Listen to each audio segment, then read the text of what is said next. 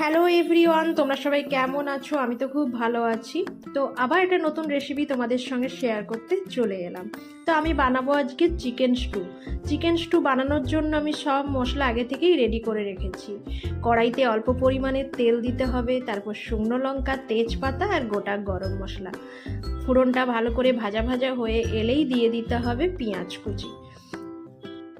পেঁয়াজটা ভালো করে ভাজা হয়ে গেলে দিয়ে দিতে হবে কাঁচা লঙ্কা, তারপর দিয়ে দিতে হবে নুন, টমেটো কুচি, হালকা করে ভেজে নিয়ে তারপর দিয়ে দিতে হবে আদা বাটা, রসুন বাটা। ভালো করে নাড়াচাড়া করে অল্প পরিমাণে জল দিয়ে দিতে হবে, তারপর দিয়ে দিতে হবে হলুদ গুঁড়ো আর মাংসটা কষা কষা হয়ে এলেই দিয়ে দিতে হবে অল্প পরিমাণে একটু জল। মাংসটা ভালো করে কষা হয়ে এলে তেল ছেড়ে দিলেই দিয়ে দিতে হবে ভাজা পেঁপে আর আলু। তারপর গরম জল একটু দিয়ে দিতে হবে পরিমাণ মতো। তারপর প্রেসার কুকারে 2টো সিটি মেরে দিলেই রেডি আমার স্টু। কত অল্প তেলে আমার রান্নাটা হয়ে গেল। রান্নাটা খুব টেস্টি, তোমরা কিন্তু ট্রাই করে দেখো।